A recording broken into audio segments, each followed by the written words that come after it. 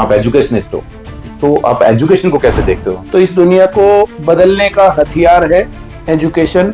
हमने इंसिडेंट दिल्ली में सुना कि एक बच्चे ने अपने माता पिता को, जिन्होंने उनको जन्म दिया था, और अपनी सिस्टर को उन्होंने मर्डर कर दिया। मेरे हाथ में चोट लगी हुई थी, इसलिए मैंने उसको कुत्ता मारा।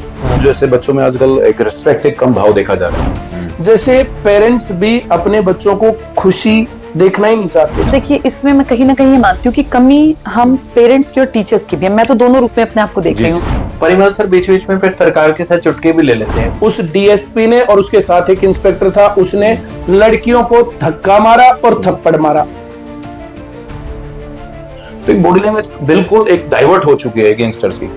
लेकिन जब वो हंसी आई ना, तो मुझे कहीं पे मतलब एक चुभा कि अगर मैंने इसको नहीं टोका तो कल कोई लड़की आएगी, इसकी फिर हिम्मत बढ़ेगी। बिल्कुल। और जो हंसे हैं उनके आसपास वालों की फिर हिम्मत बढ़ेगी। बीच में पकौड़ों वाला भी हमें मतलब किस्सा नजर आया था। उसने क्लास में खड़ा होकर के, सर हमने ये मास्टर्स की डिग्री इसलिए की थी कि हम आपके सेंटर के आगे पकौड़े बेचने लगे।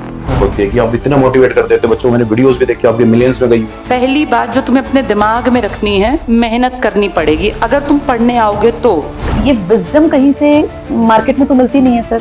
ये जो जिंदगी को लेकर सीख है, समझ है, ये उन्हीं लोगों की डेवलप होती है जिन्होंने जिंदगी को अपने आप से झेला है, जिया, लड़े हैं। साथ साथ बहुत सारी चीजों में हमारे परिमल सर ट्रोल भी हो जाते हैं। राष्ट्रीय गौरव के ऊपर जो है खूब काम हुआ, राम मंदिर के ऊपर काम हुआ, वैसा इफेक्टिवली काम एजुकेशन पर मुझे देखने को नहीं मिला। ये पॉडकास्ट के बाद वो ना वहाँ नहर पे ना चले जाए। तो आप जो है सर की स्ट्रेंथ है, आपको एनर्जी सर से आती है, सर को आपसे एनर्जी आती है। मुझे ऐसा फील होता है ईश्वर ने मुझे इस काम के लिए चुना है जी। मैं एक साधन मात्र हूँ और बहुत सारे गरीब लोगों की, बच्चों की लाइफ में चेंजेस लाने थे, तो ईश्वर ने मुझे उस काम के लिए चुन रखा है। कहने को सर हमारी लव मैरिज है, और मुझे अब लगता है कि ये प्रोजेक्ट था ईश्वर का, जिसके लिए उन्होंने हमें कहाँ से उठा के, मेरे कोई प्लानिंग नहीं थी कभी कि मैं गाँव में शादी करूंगी।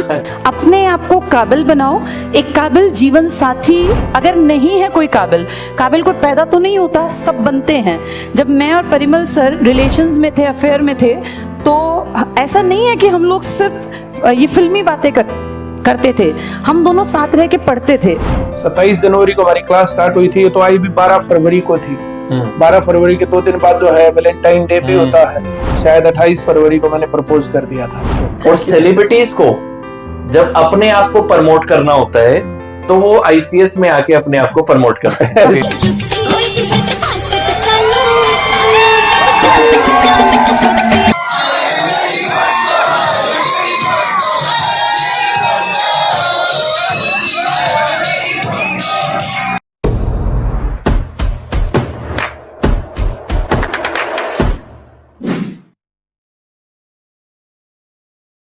सभी दोस्तों को नमस्कार, मैं हूं कुलदीप मान। आज फिर आए हैं एक और नई पर्सनैलिटी के साथ अपने देसी टॉक पे। हेलो एवरीवन, मैं आपका डॉक्टर गौरव शर्मा, और आज हमारे साथ जो पर्सनैलिटीज यानी कि एक से ज्यादा है। तो जो आज हमारे साथ पर्सनैलिटीज हैं, जैसे हमेशा मैं बोलता हूं कि वो किसी पहचान के मोहताज नहीं है, और सुप्रसिद्ध शिक्षाविद हमारे भारतवर्ष के, उन्हें क्या एडजेक्टिव्स उनके लिए यूज करें, वो विजनरी भी हैं, मिशनरी भी हैं, ल्यूमिनरी भी हैं और ट्रांसफॉर्मेटिव हैं। बहुत सारे एडजेक्टिव्स शायद कम पड़ जाएंगे डिक्शनरी में उनके इंट्रोडक्शन में। तो दोस्तों, आपको मिलवाते हैं, आज हमारे साथ हैं Parimal sir, ICS coaching centre के मैनेजिंग डायरेक्टर, और हमारे साथ है बबीता मैम, जो डायरेक्टर हैं आईसीएस कोचिंग सेंटर के। तो आज बहुत अच्छा पॉडकास्ट होने वाला है, क्योंकि हमारा ये फेवरेट टॉपिक है एजुकेशन, और आप सभी मैम और सर को आप सुनते रहते हैं। तो हम स्टार्ट करते हैं। सर, आपका हार्दिक अभिनंदन, आपका हार्दिक स्वागत देसी टॉक्स पे। मैम, आपका हार्दिक स्वागत है sir. Thank you so much sir और मैम, आपने इतना समय दिया देसी टॉक पे। सबसे पहले शुरुआत करते हैं सर और मैम कि आप एजुकेशनिस्ट हो, तो आप एजुकेशन को कैसे देखते हो? क्योंकि आज के मॉडर्न सिनेरियो में कि एजुकेशन एक प्योरली कमर्शियल हब हो गया, तो आप एजुकेशन को कैसे देखते हैं सर? सर, मैं एजुकेशन को ये देखता हूँ कि एजुकेशन किसी एक आदमी को बदल सकता है, किसी एक समाज को बदल सकता है, किसी देश को बदल सकता है, इस पूरी दुनिया को बदल सकता है। तो इस दुनिया को बदलने का हथियार है एजुकेशन। ये शब्द है नेल्सन मंडेला जी के, और ये मैं 100% फॉलो करता हूँ। मैं मानता हूँ कि जो आदमी चाहे, जो बच्चा चाहे मुझे अपना जीवन बदलना है, वो बदल सकता है इस एजुकेशन के दम पर, वो कुछ भी बन सकता है। ये बिल्कुल सर, आपकी बिल्कुल बात से एग्री करते हैं। मैम, आपके लिए ये क्वेश्चन है कि जैसे हम बोलते हैं कि बच्चों को कार भले दो या ना दो, बट संस्कार जी, और इस संस्कार की कमी की वजह से बहुत सारे इंसिडेंट्स हो रहे हैं। और ये करंट हमने इंसिडेंट दिल्ली में सुना कि एक बच्चे ने अपने माता पिता को, जिन्होंने उनको जन्म दिया था, और अपनी सिस्टर को जी, उन्होंने मर्डर कर दिया। तो ये मैम कहाँ एजुकेशन में कमी रह रही है, या किस चीज में ऐसी कमी रह रही है, क्या माइंडसेट है बच्चों का? सर मैं पर्सनली ऐसा फील करती हूँ कि आज जो एजुकेशन है ना, वो बेसिकली किताबों तक सीमित होकर रह गई है। जब आप लोग थे, हम लोग थे, जैसे आज से मैं बात करूं 40 साल पहले, मैं जैसे 42 इयर्स की हूँ, तो अगर मैं 1980s की बात करूं, 90s की, तो अमूमन परिवार में 4-5 बच्चे हुआ करते थे, माँ बाप थे, और बहुत सारे परिवार तो ज्वाइंट फैमिलीज थी। सोसाइटी अपने आप में एक बहुत बड़ी टीचर थी। इनफैक्ट एक परिवार अपने आप में एक अध्यापक का रोल कहीं ना कहीं इनफॉर्मल तरीके से निभाता था। बहुत सारी गलतियां बच्चे अपने घर में ही कर कर सीख जाते थे। तो परिवार की इकाई जो थी ना, वो बहुत ताकतवर थी। वहीं अगर हम आज के सिनेरियो की बात करें, तो मैक्सिमम लोग इस महंगाई के दौर में पहली बात तो शादी नहीं करना चाहते हैं, और शादी कर रहे हैं तो उन्हें लगता है कि एजुकेशन का इतना ज्यादा बर्डन है, क्योंकि अच्छी एजुकेशन के मायने कहीं ना कहीं पैसों से जोड़कर रख दिए गए हैं। जो महंगे स्कूल्स हैं, अगर हम बात करें किसी भी अमूमन नॉर्मल से स्कूल की, तो 5-7 हजार तो मिनिमम खर्चा है एक स्कूल का, जो नामी गिरामी नहीं है। अगर हम बात करें जिनका एक लेवल है, जिनको इंटरव्यूज के टाइम पे प्रेफरेंस मिलती है, तो वो स्कूल तो लाखों रुपए की फीस लेते हैं। अब पढ़े लिखे पेरेंट्स को लगता है कि जितना हमें मिला, हमारी आने वाली पीढ़ी को इससे ज्यादा मिले। तो उस चक्कर में शिक्षा महंगी होकर और परिवार छोटे होकर सिकुड़ कर रह गए हैं। तो जो कहीं ना कहीं संस्कार माँ बाप के थ्रू या अपने दादा दादी के थ्रू, या एक जो सर्कल होता था ना आसपास, गली मोहल्ले नुक्कड़, आज ये सो कॉल्ड सेक्टर्स में जो अपने अपने घर में हम सीमित हैं, और कई बार हम इसको बड़ा पॉजिटिव देखते हैं कि एक दूसरे की लाइफ में इंटरफेयर नहीं कर रहे हैं, लेकिन बेसिकली इंसान जो है वो सामाजिक प्राणी है, और जब तक वो समाज का एक हिस्सा बन के नहीं रहेगा, तो उसके अंदर वो एक जो था ना स्टार्टिंग से जो एक फाउंडेशन होती है स्ट्रॉन्ग, कि मुझे इन लोगों की केयर करनी है, ये मेरा छोटा भाई है।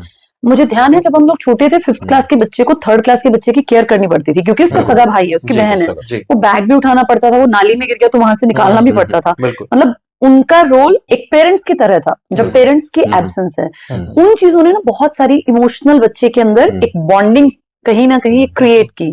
आज ये सब चीजें छूट गई हैं, और उस सिंगल चाइल्ड के दौर ने वो संस्कारों का दौर खत्म कर दिया, क्योंकि ना तो मॉरल वैल्यू सीखने का मौका मिलता। अब जैसे हमारे टाइम में चीजें कम थी और लोग ज्यादा, हम मूंगफली भी सब बांट के खाने वाले लोग थे। आज बच्चे के सामने ड्राई फ्रूट्स के डब्बे भरे हैं डाइनिंग टेबल पे, वो कभी उठाता ही नहीं है।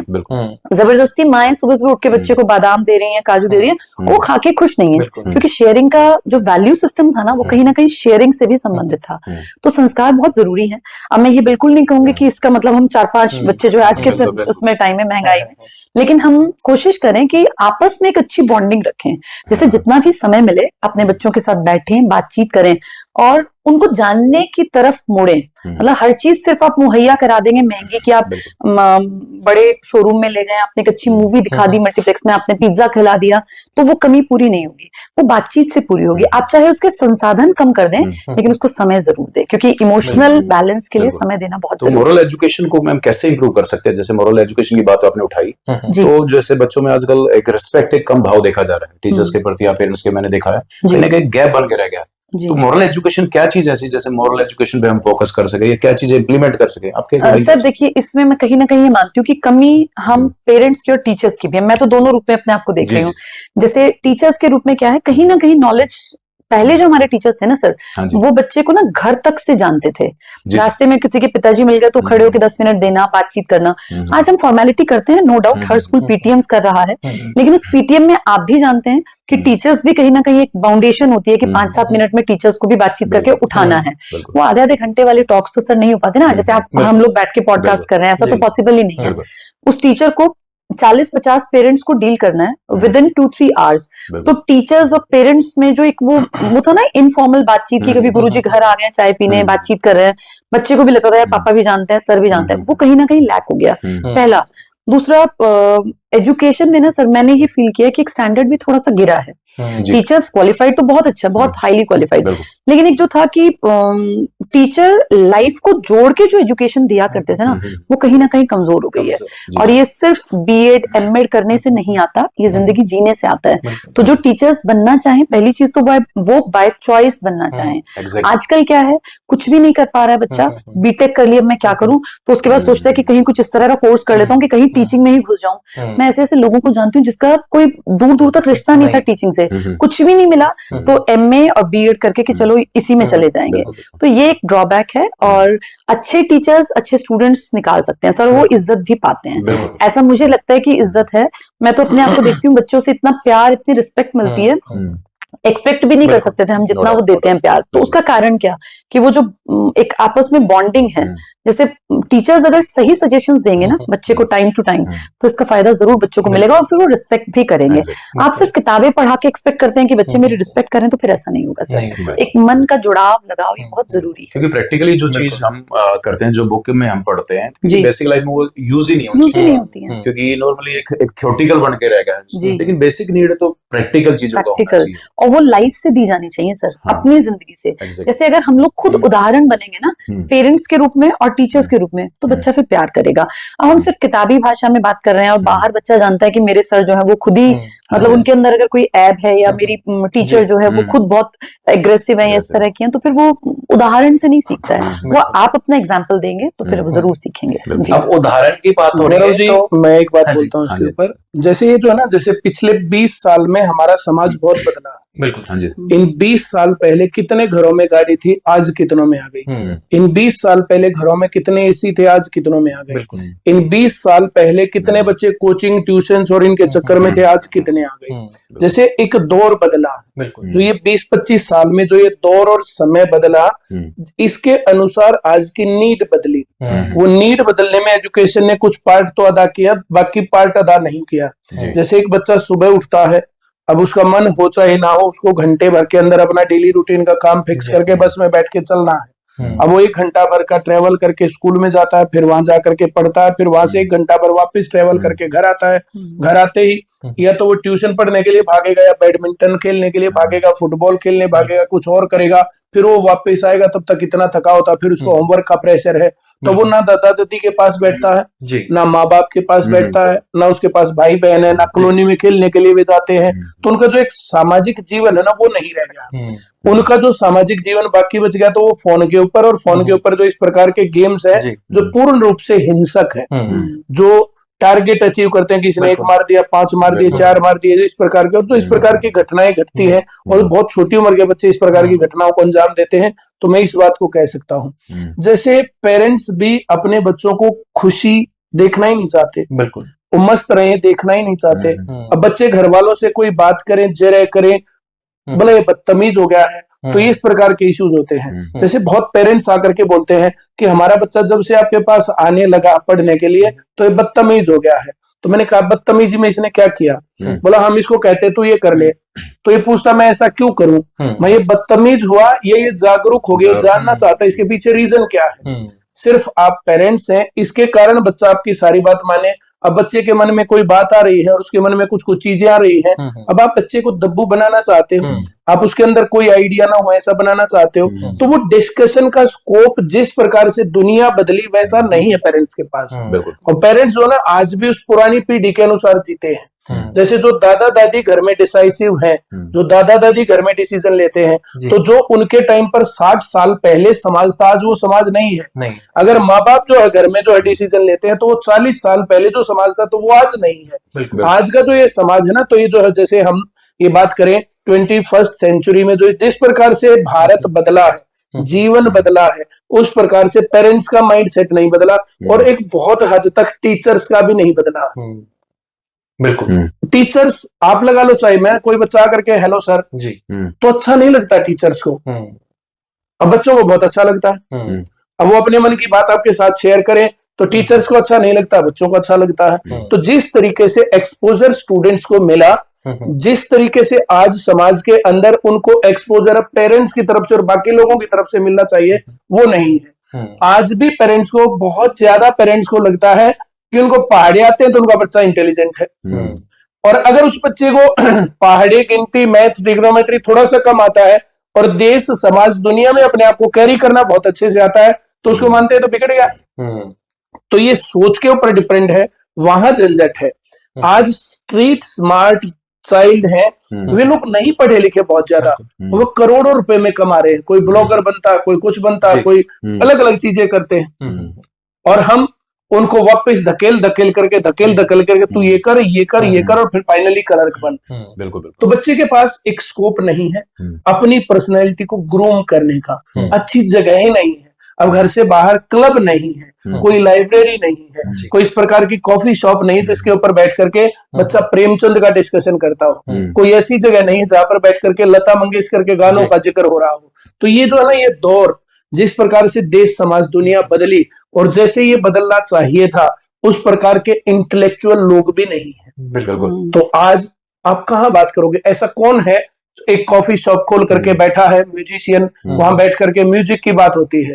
अब किसी को म्यूजिक की बात करनी तो वहां चले जाओ। अब ऐसा कौन सा आदमी है जो अच्छे लिरिक्स की बात करता है? भाई किसी को सॉन्ग में इंटरेस्ट है तो वहां जाकर के बैठ जाओ। ऐसा कौन आदमी है साहित्यकार जो साहित्य से संबंधित बातें करता है? ऐसा होना चाहिए। एग्जैक्टली, बिल्कुल जी सर, आप कंटिन्यू करें। सर, अब एक उदाहरण की बात चल रही थी, हमने काफी एग्जांपल्स भी दिए।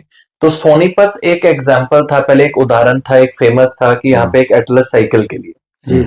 आज सोनीपत हमारे नजरिए में नहीं, सबके नजरिए में फेमस है आईसीएस। सर ये आपका प्यार है। तो ये कैसी सोच थी आईसीएस को, जब आपके जो ये फाउंडेशन थी आईसीएस की, और आज एक लेवल बन गया है? क्योंकि ये दोबारा से हम करेंगे कि नजरिया हमारा नहीं है, सभी का नजरिया है कि परिमल सर एक बहुत बड़े सेलिब्रिटी हैं, बबीता मैम एक बहुत बड़ी सेलिब्रिटी है एजुकेशन फील्ड की, और सेलिब्रिटीज को जब अपने आप को प्रमोट करना होता है तो वो आईसीएस में आके अपने आप को प्रमोट करते हैं। ऐसे बहुत लोग आते हैं सर। तो हमने काफी बार पर देखा है, और मैं खुद भी विजिट किया मैंने, तो ये मेरा आंखों देखा एक्सपीरियंस है जी। तो ये आईसीएस की फाउंडेशन और आईसीएस का ये जो एक्सपीरियंस है, जैसे हम बिफोर और आफ्टर देखते हैं, तो मैं सर आपसे ये जानना चाहूंगा ये कैसा है सर मैजिक? जैसे जितनी ग्रोथ मिले ना, उतना मुझे ही नहीं पता नहीं था कि ऐसा होने वाला है। हमारी स्पीड इतनी रही कि मैं ही नहीं पकड़ पाया, दूसरे लोग क्या पकड़ेंगे?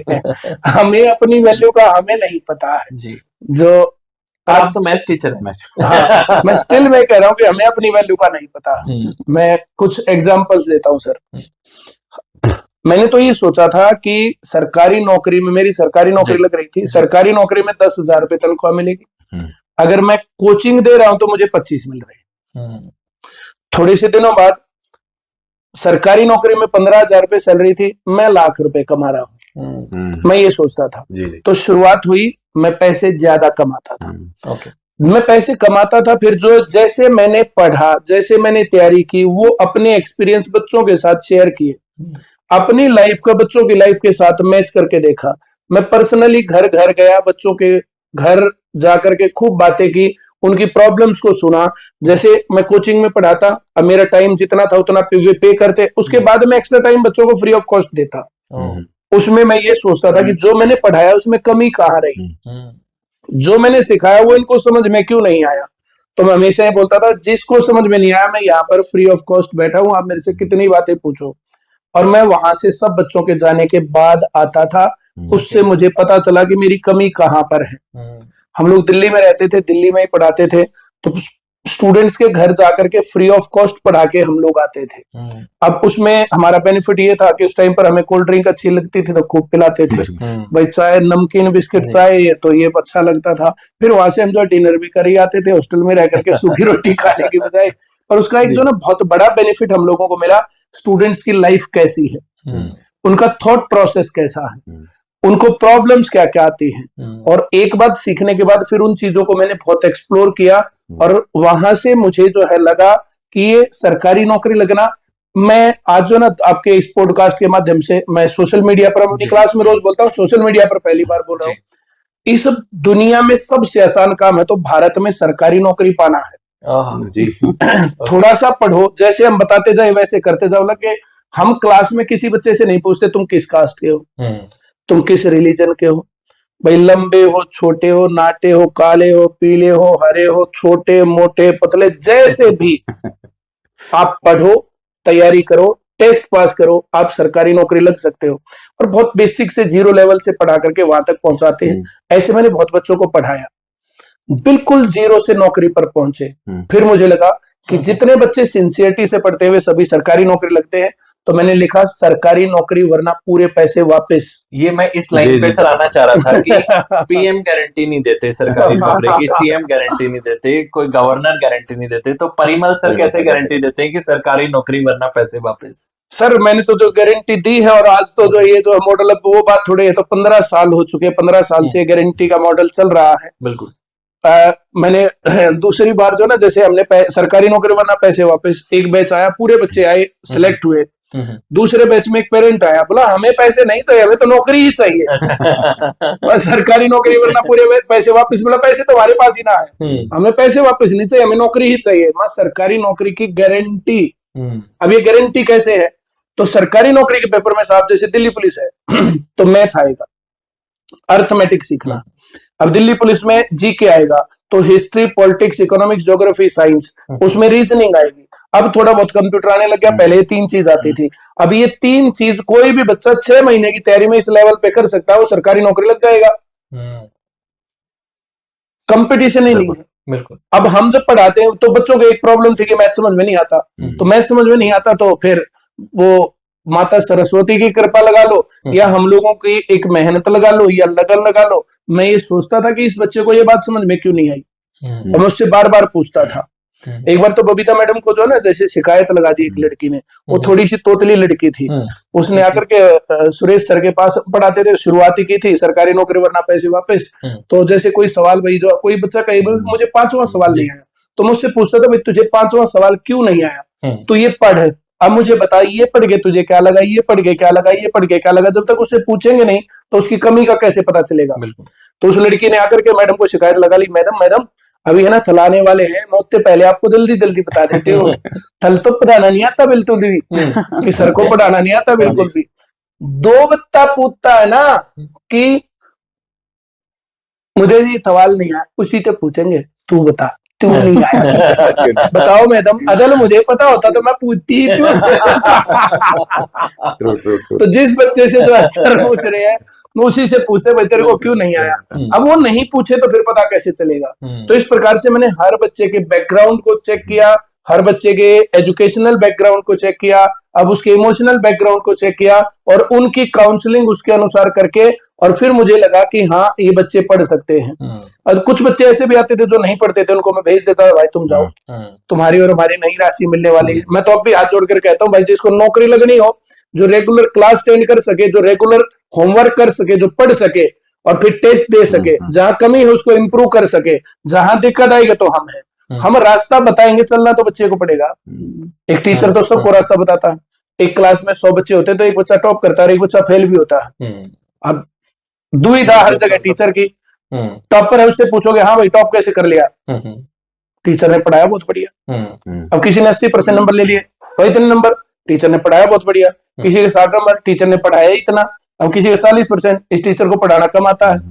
और कोई फेल हो गया तो वो बोला इसने बेड़ा कर दिया हमारा। तो उसी क्लास में बराबर पढ़ाने के बाद एक बच्चा टॉप करके कहता है टीचर के कारण मेरा जीवन बन गया, उसी क्लास का एक बच्चा फेल होने के बाद जो है कि टीचर के कारण मेरी जिंदगी बर्बाद है। ये जो एटीट्यूड में डिफरेंस है ना सर, ये आता घर से, ये पेरेंट्स के पास से आता। अब होता क्या है कि पहले, अब ये जो ना, ये दौर हमारे ही दौर में बदला। जैसे मैं सरकारी स्कूल से पढ़ा हूं, सरकारी स्कूल में सरकार से सब पूछाना था, घर से कुछ देना नहीं था, कोई एक्टिविटी उनको करवानी थी। उस टाइम पर जिसको पहाड़े आ गई, गिनती आ गई, जमा आ गया, वो थोड़ा सा पढ़ गया, वो नौकरी लग गया, उतना ही तो काम था। आज वो दौर नहीं है। आज बच्चे को बोलना, चलना, उठना, बैठना, सारे काम आने चाहिए। वे नहीं आएंगे तो कुछ नहीं कर सकता जीवन में, वो कर ही नहीं सकता कुछ भी। तो फिर क्या, तो आज के दौर में भाई आपको कृष्ण जी बनाएंगे तो ड्रेस के पैसे लगेंगे, वो पैसे ले आना, वो घर से पैसे देंगे लेकिन नेगेटिव करके देंगे। इनका हमारे से पूरा पट ही नहीं सकता। धंधा बना दिया, जो आप कह रहे थे ना, एजुकेशन को धंधा बना दिया। कुछ हद तक हो सकता है कुछ लोगों ने ऐसा किया हो, पर मैं मुख्य तौर पर ये बात नहीं मानता कि एजुकेशन धंधा है। आप अपनी क्लास में पढ़ाते हो तो धंधा थोड़ी मानते हो, आप ये सोचते हो कि आपके बच्चों का बिहेवियर चेंज हो। सर आप जो कोशिश करते हो, आप जो है स्पोर्ट्स में लीड कर रहे हो, तो आप पूरी कोशिश करते हो ना कि बच्चा अपने अंदर का मैक्सिमम बेस्ट निकाले। अब वो उसका टैलेंट सबके सामने, ऐसा कौन टीचर है सर जो ये सोचता है कि मेरा बच्चा टॉप नहीं आना चाहिए? हर एक टीचर, चाहे कोई प्राइवेट स्कूल है, चाहे गवर्नमेंट स्कूल है, चाहे कहीं पर भी है, जिस टीचर में जितनी कैपेबिलिटी है पूरी ताकत लगाता है। लेकिन बात जहां आती ना पैसे की, भाई आपको हम गीता जयंती समारोह विजिट करवा के लाएंगे, 500 रुपए लगेंगे, धंधा है रोज का। चलो आपके बच्चे को मसूरी घुमा के लाएंगे, पूरा पट ही नहीं सकता। दिल्ली में चलो इसको जो है ये म्यूजियम दिखाना है, ऐसा करना वैसा करना है। अब जो बच्चा साइट विजिट नहीं करेगा आज के टाइम पर, उसका दिमागी विकास कैसे होगा? प्रैक्टिकल एक्सप्लोर करेंगे। ये आजकल जो ना प्रैक्टिकल जो है नॉलेज को जो है गेन करना, जो आप कह रहे हो कि जो है ये, तो मैंने बच्चों के साथ ये सब किया। बच्चों को मैं पहली बार पढ़ा रहा था सर, उनको धारा और नाव के सवाल कि धारा के विपरीत चलना, धारा के साथ चलना आ ही नहीं रहा था। तो ये जो नहर है, बवाना वाली नहर, वहां पर कम पानी चलता है, वहां पर मैं बच्चों को लेकर के गया, पानी की दिशा में तैर के, उल्टा तैर के और ये सब करके, अंततः उनको सवाल आए समझ में। तो मैंने ये प्रैक्टिकल, हर चीज को प्रैक्टिकली उनको करके दिखाया, एक्सपीरियंस लिया। जहां दिक्कत आ रही तो अपनी लाइफ से उसके एग्जाम्पल ढूंढ के मैंने उनको लोगों को बताया। और फिर आज कोई भी बच्चा ये कह सकता है कि जिसका कहीं दिमाग समझ में नहीं आया, कहीं दिमाग नहीं चला मैथ के ऊपर, तो परिमल सर के पास आ जाओ। और जो मैथ कर सकता वो रीजनिंग कर जाएगा, मैथ और रीजनिंग जो कर जाएगा तो जीके में, हिंदी में, इंग्लिश में तो 2-4 बार पढ़ी अपने आप आई जानी। तो ये है सरकारी नौकरी की गारंटी का राज। तो ये आप अपने कॉम्पिटिटर्स को रिवील तो नहीं कर रहे अपने सीक्रेट्स पॉडकास्ट के माध्यम से? मैंने देखो अपने कंपिटिटर्स पर ध्यान तब जाता ना जब अपना काम निपट गया हो। अपने काम इतने हैं कि मैं जो देख नहीं पाता वो लोग कर क्या रहे हैं, क्या नहीं कर रहे हैं। कंपिटिटर लोगों का काम है कि आजकल ये क्या कर रहे हैं। ये क्रैश कोर्स बनाएंगे तो हम क्रैश कोर्स बनाएंगे, ये क्लास देंगे तो हम क्लास देंगे, ये टेस्ट लेंगे तो हम टेस्ट लेंगे, हम ऐसा करेंगे तो वैसा करेंगे, ये ब्रांच चलाएंगे तो हम ब्रांच चलाएंगे। ये कंपिटिटर हैं जो कॉपी मारते हैं। तो you should be fit. Next day कहीं अब ये पॉडकास्ट के बाद वो ना वहां नहर पे ना चले जाए। आजकल इलीगल है, मैं पहले ही बता रहा। ये इलीगल है नहर में नहाना, क्योंकि बहुत लोग जो है इस बरवाना जो ये बड़वासनी वाली नहर में बहुत लोग मरते हैं, बहुत ज्यादा पानी है। और तो उसमें जो है जो नहीं जाना है, और कोई जाएगा तो मेरे कहने से मत जाना भाई। और वहां पर बवाना के आसपास है ना दिल्ली में, वहां पर नहर में पानी कम है, वहां पर ये काम चल सकता था, यहाँ नहीं चल सकता है।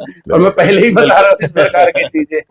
तो बबीता मैम, जैसे आप, मैं एक सिर्फ आपको कोच नहीं मानता, एक मोटिवेटर भी मानता हूँ। मैंने आपकी बहुत सारी वीडियोस देखी, इवन आप दोनों की जी।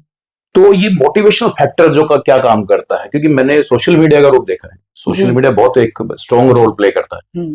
तो मोटिवेशन एजुकेशन में कैसे इन्वॉल्वमेंट होती है कि आप इतना मोटिवेट कर देते हो बच्चों? मैंने वीडियोस भी देखी, आपके मिलियंस में गई हुई हैं। तो मोटिवेशन कैसे फैक्टर काम आ रहा है, सोशल मीडिया साथ में कैसे एक्टिव है?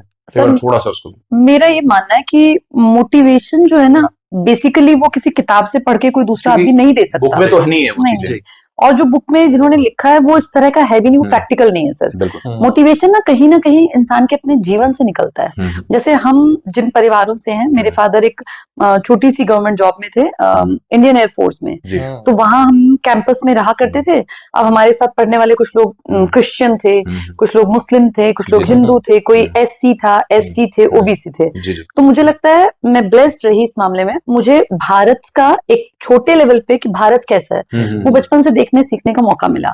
हाँ, और फिर उनसे बहुत कुछ सीखा कि किसी के घर में कोई किसी तरह की प्रॉब्लम है। बहुत सारी चीजें होती हैं सर, क्योंकि middle class, lower middle class में तो बहुत ज्यादा प्रॉब्लम्स से ही निकल के इंसान आगे बढ़ पाता है। उन लोगों को पीछे से बैक पे कुछ नहीं मिला होता।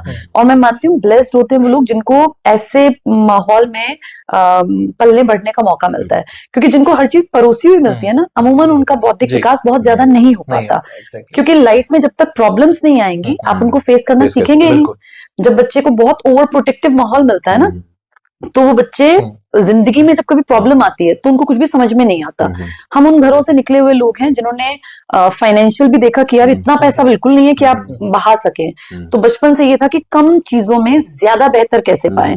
एक ही बच्चे ने किताब खरीदी है, 1-2 साल का गैप है, दूसरा बच्चा भी वही पढ़ लेगा, उसी की गाइड से पढ़ लेगा, तीसरा भी। इनफैक्ट कपड़े और ये चप्पलें भी इस तरह से यूज होती थी। तो हम उन परिवारों से निकले लोग हैं सर जिन्होंने जिंदगी को जिया है। मतलब सिर्फ ये नहीं कि ऐश की जिंदगी, फिर कहीं अगर जाना है तो फादर तो अपनी जॉब में है, तो हम लोग खुद अपना जाके सीख रहे हैं, बसों में धक्के खा रहे हैं, कभी स्टेशन पे जा रहे हैं, कभी ऑटो में जा रहे हैं, कभी पैदल वॉक करके जाना पड़ रहा है। तो ये जो धक्के खाता है ना इंसान, एक्चुअल में यही उसके अंदर बहुत सारी चीजों को ले आता है।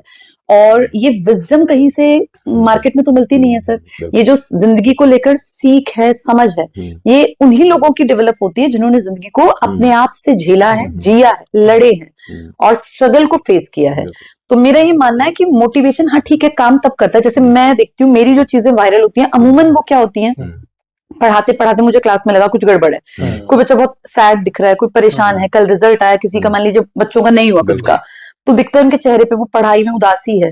तो वहां से फिर उनको, क्योंकि मैंने वो सब झेला हुआ है, मैंने देखा हुआ है, तो वहां से फिर अपनी लाइफ की तरफ लेके आना, ताकि वो ये फील करें कि जैसे मैम बता रही है वैसा मेरे साथ हो रहा है, अब मुझे क्या करना है। क्योंकि देखिए अपना नाम लेके लोग अमूमन सामने नहीं आते हैं, तो आप उसको उदाहरण से कुछ इस तरह से मोड़ के कि लाइफ में ऐसा होता है। देखिए रिश्तेदारों से लोग परेशान हैं, तो सब लोग परेशान रहे हैं कभी ना कभी, उनको आप अपने सिर पे इतना हावी होने ही मत दीजिए। आप ये सोचिए कि किसी ने अगर मेरे फादर के बारे में कुछ गलत कह दिया तो कोई बात नहीं, हमें जवाब नहीं देना, हम जवाब देंगे सक्सेसफुल होकर।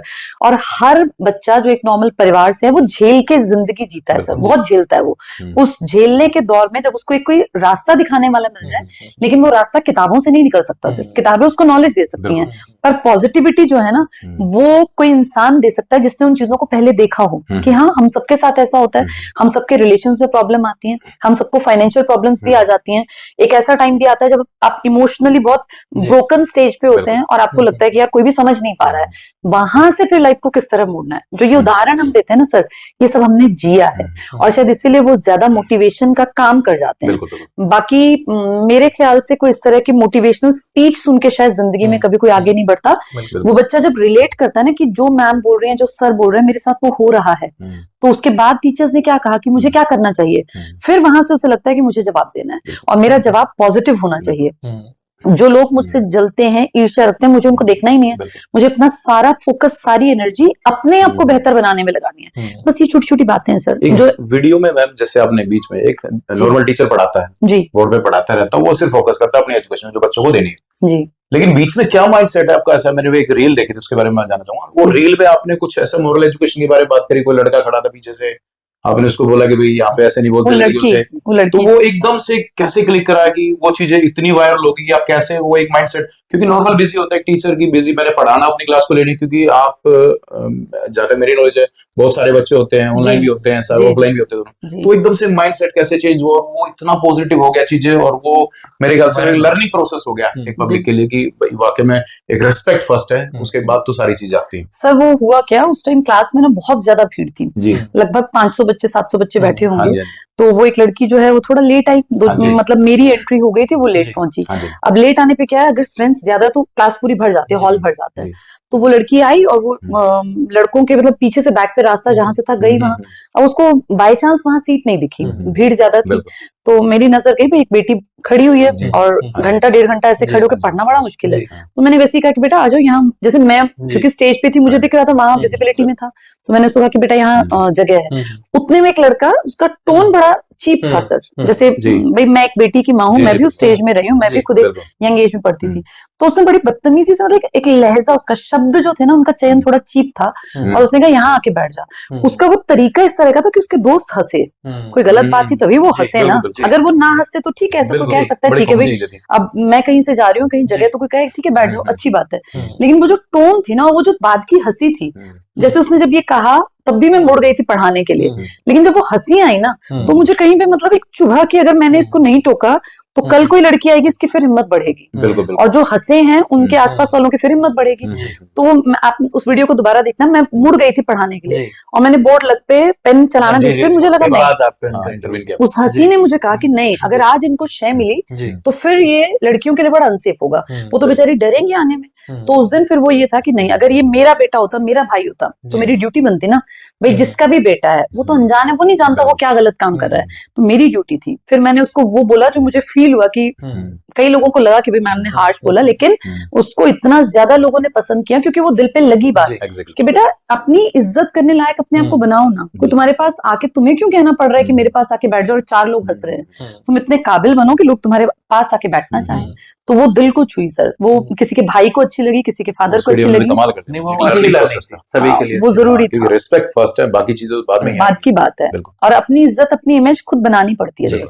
जी सर हमने आपकी बहुत सारी वीडियोस देखी हैं और कॉन्टिन्यूस आपके लेक्चर्स में हम ये देखते हैं, क्योंकि एक मैथ्स टीचर को बहुत उस नजर से देखा जाता है जो हम अपने चाइल्डहुड में भी देखते थे कि मैथ्स मतलब एक डर, डर मैथमेटिक्स मतलब अगर देसी टॉक्स में है, देसी भाषा बोले तो भड़क। बड़ा तो हाँ, stress पहले आपने आ जाता है। वो एक सिनेरियो ही चेंज कर दिया एक मैथ्स टीचर का, और बहुत सारी आपकी वीडियोस में आपके लेक्चर्स जो आपके लेते हैं आपके प्रैक्टिकल क्लासेस में, बहुत आप साथ साथ बहुत ह्यूमर क्रिएट करते हैं, बच्चे बहुत हंसते हैं, बच्चे बहुत मजाक करते हैं।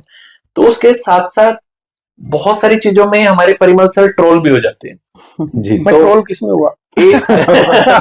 तो जैसे हम जिसको ज्यादा फॉलो करते हैं, जिसको देखते हैं, तो हम सारा रिसर्च करके आते हैं। जी तो हमने एक रिसर्च किया, उसमें हमने देखा कि सर का जो परिमल सर का वो गुरु वाली भावना थी, जी। आपका वात्सल्य वो भाव था उस बच्चे के लिए, जो उसने कोई शरारत की थी तो आपने उसकी पिटाई की थी। अच्छा वो उसने शरारत नहीं की थी, हाँ जी, उसने पढ़ना छोड़ दिया था। हाँ जी। एक अच्छा बच्चा पढ़ना छोड़ देना तो इससे बड़ा कोई वो नहीं है। शरारत तो चलती रहती है, बिल्कुल शरारत तो हम भी करते हैं। मैं तो शरारत बच्चों को पहले ही यहाँ आने के बाद पहले सिखाता हूँ, शरारत तो करो।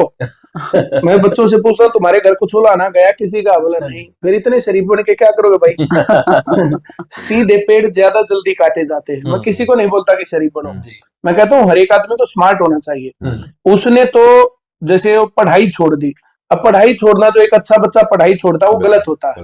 यहाँ पर बच्चा नहीं बैठा, बच्चे के माँ बाप के अरमान बैठे, जी।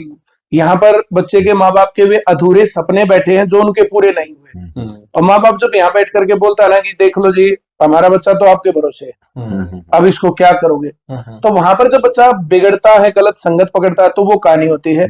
उस मामले के ऊपर जो है मैं ट्रोल नहीं हुआ। जो अच्छे आदमी थे उन्होंने, हर एक आदमी ने कहा कि एक टीचर का हक है कि अगर बच्चा गलत रास्ते पर चलता है तो उसको सही रास्ते पर लाने के लिए चाहे पीटना पड़े तो पीटो।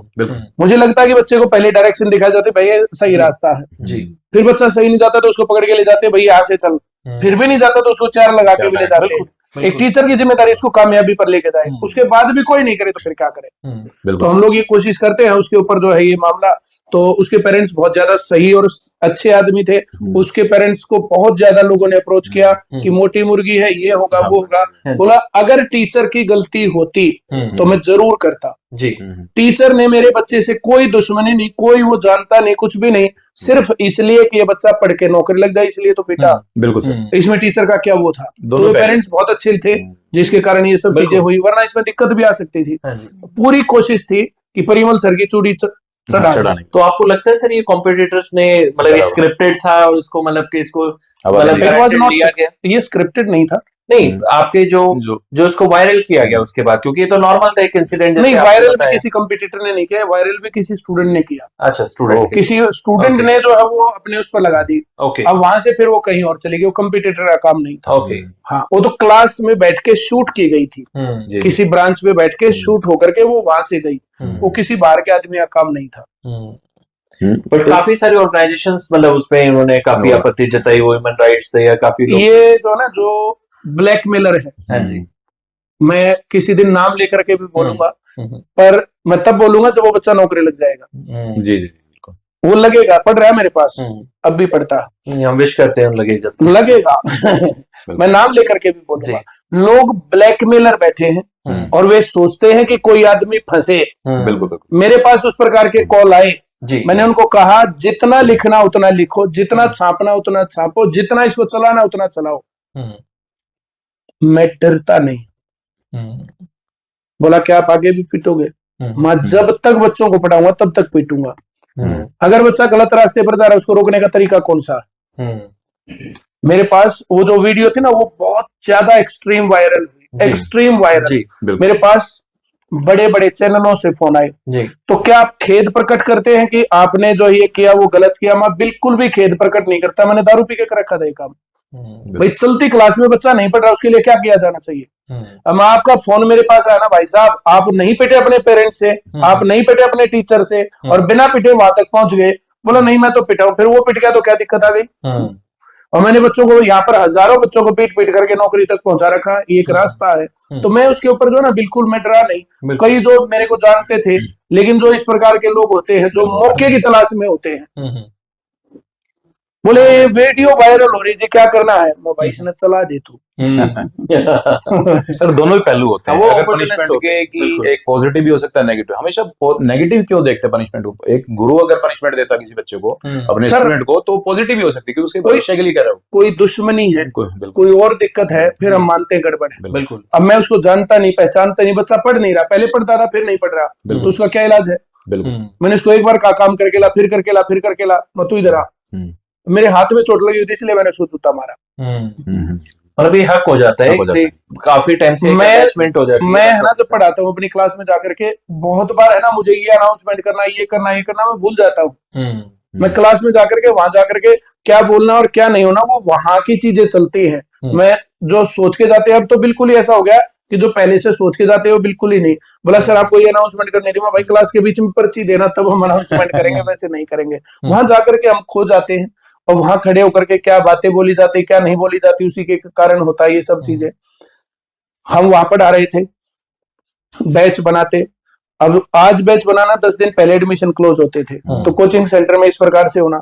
फिर हमने ये बिल्डिंग बनाई जहां पर हम बैठे हैं, तो इस बिल्डिंग में भाई साहब 6-7 दिन में सारा का सारा ये हॉल भर गया था। उस टाइम पर ये जो पढ़ने का दौर, मैं जो कह रहा था कि हम लोगों को अपना आप के बारे में नहीं पता, हम लोगों ने क्या किया।